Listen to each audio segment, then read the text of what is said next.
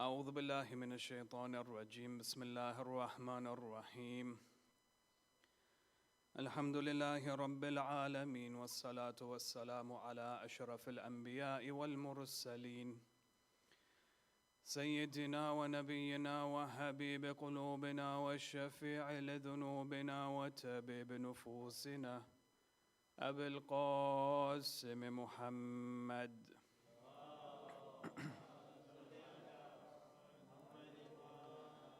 والصلاة والسلام على أهل بيته الطيبين الطاهرين المعصومين المظلومين ولعنة الله على أعدائهم أجمعين إلى قيام يوم الدين وفقنا الله وإياكم بعلم وعمل صالح إن شاء الله بذكر الصلاة على محمد وآل محمد اللهم صل على محمد. أما بعد فقد قال الله عز وجل في كتابه الكريم بسم الله الرحمن الرحيم قال رب اغفر لي وهب لي ملكا لا ينبغي لأحد من بعدي إنك أنت الوهاب آمنا بالله صدق الله العلي العظيم اللهم صل على محمد وعلى محمد. Respected elders, brothers and sisters, Assalamu alaikum wa rahmatullahi wa barakatuh. To continue our discussion looking into the life of Nabi Sulaiman alayhi salam, with regards to this particular verse, we looked at the discussions and the two narratives or the two narrations that go about explaining this particular ayah. Why does Nabi Sulaiman seek forgiveness? We saw the one tafsir, which is of course a fabrication and something that we dismiss completely, is that when Nabi Sulaiman alayhi salam loses his ring, which one of the shayateen gets hold of, and because he loses his ring, he loses the kingdom with it. And the shaitan sits on his throne and rules the kingdom for a number of days or months before eventually the ring is given back to Sulaiman alayhi salam. And for that reason, he turns to Allah and he says, Ya Allah, I seek forgiveness from you. The second narration, which is again something that is accepted by our scholars, is when Nabi Sulaiman alayhi salam loses a son. When the body of the mayyit was then placed on his throne, when he saw his child, he turns to Allah and he says, Ya Allah, forgive me. But then straight after he says, Ya Allah, give me a kingdom that no other will have, that no other has had before me, and no one shall have such a kingdom after me. And we ask the question, why did Nabi Sulaiman alayhi salam ask for a kingdom? And there are four interpretations or four reasonings or justifications given by our ulama as to why Nabi Sulaiman prays for kingship, a kingdom that no other will ever have. The first reason is because it was Nabi Sulaiman's way of showing that his responsibility of Nabuwah can only be executed with such a kingdom. What does this mean? It means that Nabi Sulaiman turns to Allah and he says, Ya Allah, give me a kingdom through which I can bring people towards your worship. If we come forward and say that Nabi Sulaiman alayhi salam asks for a kingdom or kingship and authority, but just for the sake of having such authority, many kings have come before us, many kings will come after us. They will expand their empire, they will conquer lands just for the sake of expanding their authority. If this is what we say about Nabi Sulaiman, then Allah subhanahu wa ta'ala would have never made him a Nabi, his representative on this earth. Nabi Sulaiman asks Allah, give me a kingdom through which I can bring people towards your worship. I can liberate the souls from worshipping their own desires. And I can create an empire that is based on the worship of Allah subhanahu wa ta'ala, a God-centric empire. This is very important because you find that Nabi Sulaiman sees that worshipping Allah subhanahu wa ta'ala is a form of liberation of oneself. It is not when a person puts himself in shackles and enslaves himself towards Allah subhanahu wa ta'ala. Today, in this day and age, you'll find the new atheistic movement. What do they say? They say that people who follow religion, they are slaves of those religions. Why should I worship a God? And this is this rhetoric we hear every time. Why should I worship a God who is very much keen in punishing me? That if I was to pray, for example, 5 times a day, if I refuse to pray 5 times a day, then there is hellfire that awaits me for the rest of eternity. You find that these notions are often feeded by or fueled by the idea of God presented by Christianity, unfortunately. Whereas the God of Islam, if you refer to the Holy Quran, Arhamur Rahimin, Bismillahir Rahmanir Rahim, Allah makes it a point to categorize or attribute himself through rahmah and not through adhab and sari' al-aqab and all of these things. Allah, first and foremost, is very much merciful before his judgment, before his justice, before his punishment comes towards the human being. Nabi Sulaiman realizes that by worshipping Allah can one free himself, can liberate himself. In fact, the ayat of the Holy Quran makes it very, very clear that each and every single human being worships a God. Not necessarily a Rabbil Alameen, but every single human being worships a God. أَرَأَيْتَ مَنِ اتَّخَذَ إِلَهُهُ هَوَى. Beautiful ayah. Have you not seen the one who has taken his own desires as God? When you come across a person who refuses to believe in a deity, in one God, what he's done, he's replaced it with another God and his own desires. His own desires has been replaced. His own desires have been taken or has been taken as a God.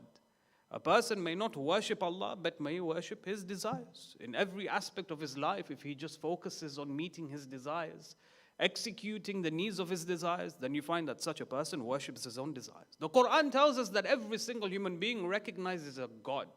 No, worships a God. But that God differs from person to person. It could be Rabbil Alameen on the one hand, or it could be one's desires. Islam comes forward and says that when a person worships Rabbil Alameen, then what happens is that he liberates himself, he frees himself. And this is a message of the Holy Quran, that when a person worships Allah subhanahu wa ta'ala, what happens is that he is moving closer towards perfection. He's moving closer towards absolute happiness. When a person refuses to worship Allah, he moves away from this notion of absolute happiness. He follows his desires, again, he moves away from absolute happiness. Islam says that when a person becomes a slave of Allah, he has liberated himself in dunya. Look at Qammar. Qammar was proud and he boasted at times being the slave of Ali alayhi salam. Allahumma salli ala Muhammad.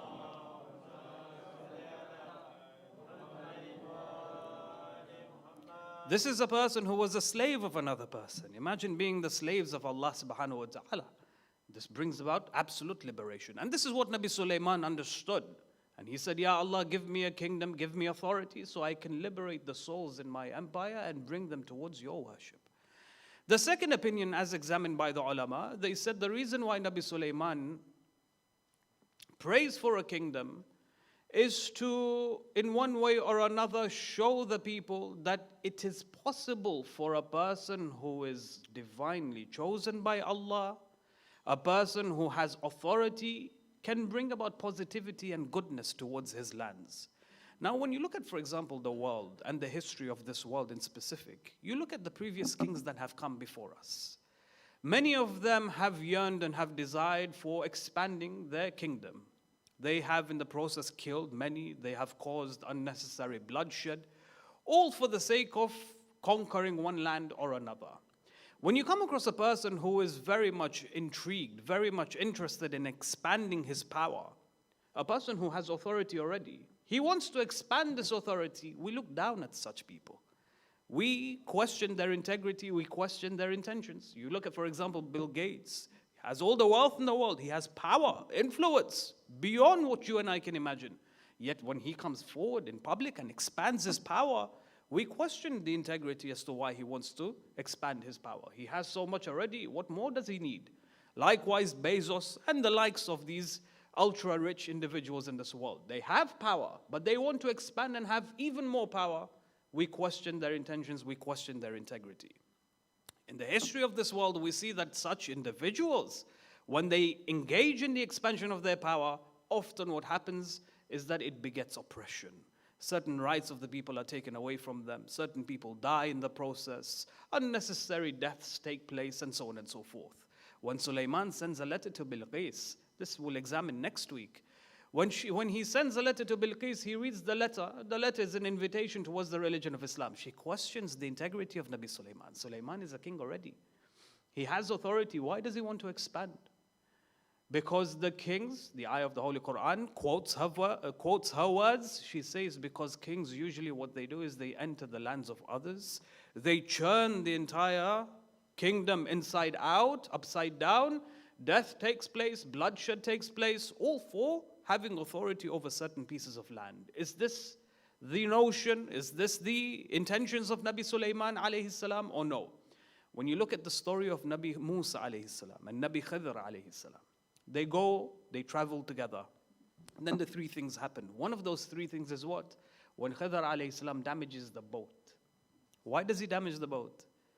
He says to Nabi Musa, the reason why I damaged the boat is because there is a ruthless king that is going around taking the stuff, taking the assets of the people of his empire. So you have people, you have kings that have come before. When they want to expand, they expand using brute force, they expand using oppression.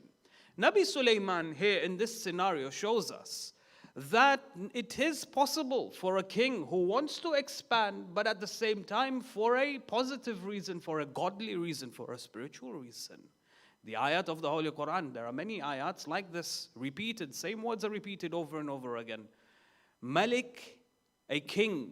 Allah attributes himself or calls himself a king, but then what comes after? Malik al-Quddus, a holy king. Allah isn't just the holy king himself alone. Those prophets who ruled the world, the Anbiya, the Rasul, they are Malik al-Quddus as well to a certain capacity. They are holy kings as well. So it is possible to have a king who has ultimate authority, but also be spiritual and to bring people close to Allah subhanahu wa ta'ala. So this was the second reason. The third reason, as examined by Zamakhshari, a mufassir of the Holy Quran, beautiful tafsir has written. He says when Nabi Sulaiman asks for a kingdom, this is his way of telling Allah, Ya Allah, reinforce my nabuwah through my kingdom. The prophets of Allah, how did they reinforce their nabuwah? Through miracles. Nabi Musa had magicians or certain aspects of magic. Nabi Isa had medical or miracles in areas of medicine. Rasulullah had poetry, had the Quran and other miracles. Nabi Sulaiman's miracle was his kingdom. Zamakhshari explains, he says, look at the life of Nabi Sulaiman.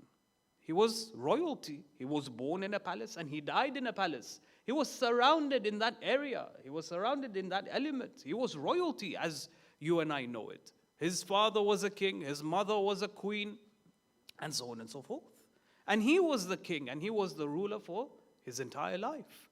So it behooved that Allah gave him a miracle that was very much suitable with his responsibility as a prophet. And that was giving him a kingdom that no other person will ever have or no other person has had before. This was a miracle of Nabi Sulaiman alayhi salam.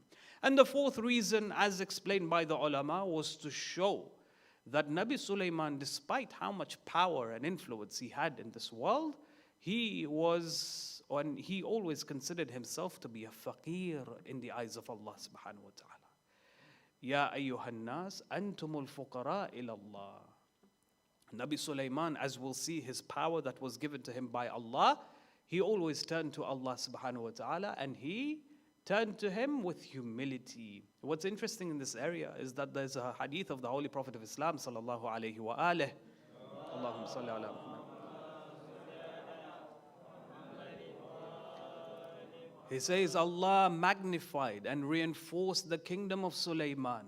But do you know what really increased in the life of Sulaiman alayhi salam? It was his humility. Allah increased his power, but on the other hand, it increased his humility towards Allah subhanahu wa ta'ala. Whenever he would stare at the skies, he would stare with takhashu'an. He would stare with absolute humility. There's a beautiful hadith of Amir al-Mu'mineen alayhi salam. Allahumma salli ala Muhammad wa ala Muhammad. He says that Allah subhanahu wa ta'ala reinforced the kingdom of Nabi Sulaiman alayhi salam. And there is no human being in this world that ever had the power of Nabi Sulaiman. He says, but at the end of the day, there was one power that he did not have authority over, and that was death in itself. Death overpowered him, despite him having authority over many of the different elements in this world. So these were the four reasons as to why Nabi Sulaiman alayhi salam asked for kingship, asked for authority. How does Allah grant him this authority? What exactly did Allah give Nabi Sulaiman that Nabi Dawood, his father, did not have? There are certain elements that are shared between the two prophets. So for example, Nabi Dawood had the power to, for example, shape iron and make armory and make weapons. This power was also given to Nabi Sulaiman alayhi salam. Mulayyin al-hadid. Yes, this power was also given to Nabi Sulaiman alayhi salam. Mantiq al-tayr, they were able to speak with the birds, the language of the birds. This was given to Nabi Dawood as well as Nabi Sulaiman. But there were certain things that were given to Nabi Sulaiman which Nabi Dawood did not have. The ayah of the Holy Quran explains, Bismillah ar-Rahman ar-Rahim, فَسَخَّرْنَا لَهُ الرِّيحَ. Number one, he had authority over the winds. Nabi Sulaiman, in certain ayats of the Holy Quran, explains that Nabi Sulaiman had authority over the winds, and these winds are known as asifa. Asifa meaning those very terrible winds, disastrous, destructive winds, very strong winds. And this ayah, rukha'a, winds that are very soft, the ones that can make you fall asleep, for example. So not only those that can destroy buildings and can turn ships over, but those also which can make you go to sleep. And then anything in between. From the wildest of winds to the softest of winds, Nabi Sulaiman had authority over this. What's so significant behind this? Our ulama said, imagine a king who has no power to go to certain areas of his land. There are many kings before us. They were only situated in one area. For them to go from one city to another, it would take them weeks, it would take them months. So many a times they would never travel, or they would limit their travel once in a while, for example. In Nabi Sulaiman, one of the manifestations of his authority was that he was able to be anywhere in his kingdom, anywhere in his empire, within a blink of a moment. The ayah of the Holy Quran confirms this, that Nabi Sulaiman, the power of the wind was such that if it took a person sailing his ship, if it took him 2 months, for example, to travel from one place to another, Nabi Sulaiman was able to do this within a fraction of a day, through the controlling of the winds. 2 months of travel would be done within a few hours. And we see this today when it comes to airplanes and all of these different types of technology. This is something that Nabi Sulaiman had access to in his time.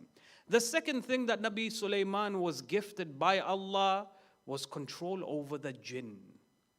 There's a very interesting discussion. وَالشَّيَاطِينَ كُلَّ بَنَّاءٍ وَغَوَاسٍ. When it comes to the jinn, there were two types of jinn that supported and reinforced the kingdom of Nabi Sulaiman. The first were the builders, banna. They used to build for Nabi Sulaiman, build homes and skyscrapers, and they used to build palaces and so on and so forth. You know, it's interesting when you look at some documentaries, they talk about certain landmarks that exist in this world. And people are baffled. How did ancient cultures and in civilization, how did they build these certain aspects? And it's baffled archaeologists and historians in our time, in our day.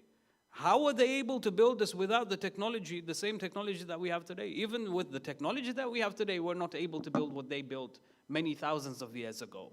The ayah of the Holy Quran indicates that in the time of Nabi Sulaiman, the jinn used to operate for him and they used to build for Nabi Sulaiman. The limitations and the capacity of the jinn is not like the human being. The skill of the jinn is not like the human being. The human being has limitations which the jinn do not have. وَغَوَاسٍ. And then there were jinns that were able to dive deep into the oceans. Today, 90-95% of the oceans are what? Undiscovered. The deeper you go, the higher, the greater the pressure levels are. And human beings today, they have to spend billions of dollars just to be able to pass a certain degree within the depths of the oceans. The jinn, they don't have this limitation like the human beings do. So Nabi Sulaiman had authority over some jinns. They would dive deep into the depths of the oceans. And you can possibly imagine that they would go very much deeper than what the human beings even today can go deep. They would go into the depths of the oceans and they would extract the jewelry, the pearls that exist in the depths. And they would come and they would present this to Nabi Sulaiman alayhi salam. So Sulaiman, his kingdom was very much reinforced by the operations of the jinn. Number 3 was shayateen, and the shayateen that were shackled in fetters. They were chained. There are certain shayateen who are the enemies of Allah subhanahu wa ta'ala. And the Quran makes it very clear. Amongst the jinn, amongst the insan, there are the enemies of Allah subhanahu wa ta'ala. These jinns gave no support to Nabi Sulaiman's kingdom except that they were in chains. That was their job, to be in chains. And this proved, or what this did was show the absolute authority of Nabi Sulaiman alayhi salam. When the shayateen do not operate in the kingdom, there is peace within the kingdom. There is no fasad, there is no fitna, because this is the role of the shayateen. This is what the shaitan instill within the communities. When they are shackled, there is ultimate peace within the kingdom. So there was peace provided to Nabi Sulaiman in his kingdom. And the authority that was shown to him by having these shayateen shackled up in chains. Then Allah subhanahu wa ta'ala says to Nabi Sulaiman, we gave you this kingdom. هَذَا أَطَاؤُنَا. We gave it to you. Hold on to it or distribute it towards the people in your empire. بِغَيْرِ حِسَابٍ. And there is no account on you. So when you look at Nabi Sulaiman, all of these are different areas in which his kingdom was reinforced by Allah subhanahu wa ta'ala. One thing which was also reinforced was the military power that was in the hands of Nabi Sulaiman. The military power of Nabi Sulaiman, very interestingly, the ayah of the Holy Quran says that the ins, there were soldiers from insan, from human beings, he had soldiers from the jinn, and of course the birds. From this we understand that the intelligence services that he had in his hands was absolutely unequal to any other king that has come before. The birds flying on top, they were able to see and report back to Nabi Sulaiman alayhi salam. Likewise, the jinn, they used to travel in the oceans, they used to travel in the lands far, and very quickly they would report back to Nabi Sulaiman. The insan, they would reinforce the physical aspects of his kingdom. So you found that Nabi Sulaiman's kingdom was very much reinforced by his military power. Now the ayah of the Holy Quran begins to speak about one particular incident. Nabi Sulaiman alayhi salam is one day, he commands his army from the jinn, the insan, and the birds to go to a particular place. And as they traverse, they're on their way to this particular place. All of a sudden, they come towards the valley of the ants, Wadi an-Naml. As they approach the valley of the ants, they say one of the ants, the guards of this particular valley, this particular colony, sees the army of Sulaiman coming towards them. So what she does is she responds and she cries out, "O ants of this colony, go into your homes and stay within your homes. Otherwise the army of Sulaiman alayhi salam will come, they will stand on us, they will trample on us, and they will destroy our homes, for example, in our lives. They do not know of our existence here." Yeah, sometimes when we walk, we don't see ants when we're walking. Very fragile. Nabi Sulaiman, what the wind does, the wind carries this voice and it takes it to Nabi Sulaiman alayhi salam. And Nabi Sulaiman hears the cries of this ant. He commands his army to stop. He approaches this ant and it places the ant in his hand. He then says to the ant, he says, "Do you not know who I am? I am Sulaiman, Nabi Allah, and I look after the creation of Allah subhanahu wa ta'ala. Regardless of how big, how small, it's my duty and responsibility to look after the creation of Allah subhanahu wa ta'ala." The ant responds, she says, "Of course I know that it's Nabi Sulaiman, I know it's you. But I fear that if my colony were to see your authority and your kingdom and the power that you have in your hands, it will dishearten them. We have our own kingdom and you have your kingdom. How can we compare our kingdom to your kingdom? It will distract them from their duties to Allah subhanahu wa ta'ala." When we speak about the ant specifically, we have a few beautiful ahadith. One of them from Imam Sadiq alayhi salatu wassalam.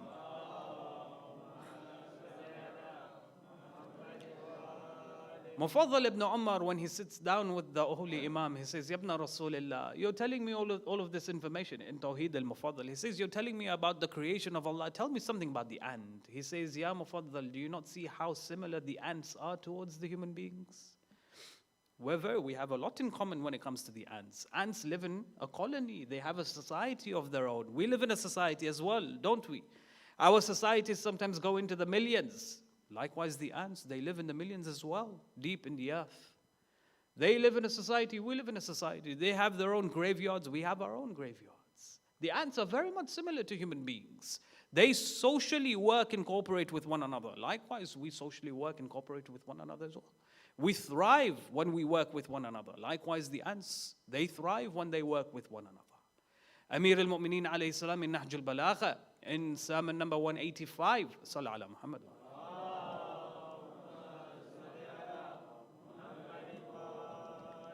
He says, observe the ant. Look how small and fragile the body of the ant is. Look how it walks on the earth and how it leaps towards its livelihood. It says, look at the ant, how during the summer it goes and it looks for food and it gathers its food. It collects its food for the winter. During the time of strength, it collects its food for times of weakness. He says, look at the ant and how the ant has been created by Allah subhanahu wa ta'ala. Look at how the ears are within the head. Look at how the eyes are placed within its body. Have you ever thought about its digestive tracts, the highs and the lows, and how just generally the food operates within its body? He says words are difficult to use when it comes to the description of the ant. And this is the power of Allah subhanahu wa ta'ala when it comes to the creation of the ant. So the ant, it says to Nabi Sulaiman, I fear that my colony will divert their attention. They will divert from their obedience to Allah subhanahu wa ta'ala when they see your kingdom and your authority. Nabi Sulaiman here, the ayah of the Quran explains, he says, Ya Allah, he turns to Allah and he says, Ya Allah, ashkurak ni'mat allati an'amta alayya. He says, I thank you for the ni'mah that you have blessed me with. وَالنِّعْمَةِ الَّتِي أَنْعَمْتَ عَلَىٰ وَالِدَيَّ. And the ni'mah, the blessing which you have blessed my parents with as well. Nabi Sulaiman doesn't just thank him for the blessings that he has. He thanks Allah for the blessings that he has given his parents as well. Meaning that Nabi Sulaiman here recognizes that the blessings of his parents are also part of his blessings. The blessings of his parents he tasted as well, and he thanks Allah for the blessings that Allah gave to his parents as well. When we turn our minds to Karbala, we see that the Ahl al-Bayt at every station, despite the atrocities that they faced, despite the mazlumiyah that they went through, or the dhulm and the oppression that they went through, never did they complain to Allah subhanahu wa ta'ala. Zainab, when she turns to Allah and she says, Ya Allah, taqabbal minna hadha, accept all of this from us. On the 10th of Muharram, there is a very hard-hitting narration in which a person, he says that when we entered the tents of the women and we burnt the women's, we saw the women coming out of their tents barefooted. He says we collected each and every one of them and we placed them in shackles and chains. And there was a point in time when we took them and we made them walk and pass by the amwat, the bodies of the martyrs that lay in the sands of Karbala. They saw their sons and their husbands, they cried. One by one they began wailing and they began slapping their faces, they began scratching their faces. The narrator, he says, there was one woman in particular, when she began to lament and wail, it hit my heart such that I will never forget it. He said, when I saw Zainab walk past the body of Abi Abdullah alayhi salam, she said, Wa Muhammada, Wa Muhammada, Hadha al-Husayn, this is your grandson Abi Abdullah, abandoned in the sands of Karbala, drowning in his own blood, covered in his own blood, and his limbs have been severed from his body. Wa Muhammada, Wa Muhammada. Your daughters have been taken as prisoners, and your children lay slain in the sands of Karbala, and the winds blow dust over these bodies. Inna lillahi wa inna ilayhi raji'un. سيعلم الذين ظلموا أي منقلب ينقلبون. Let us end the Majlis by reciting Surah Al-Fatiha for all our marhumin, inshaAllah. رحم الله من قرأ سورة الفاتحة.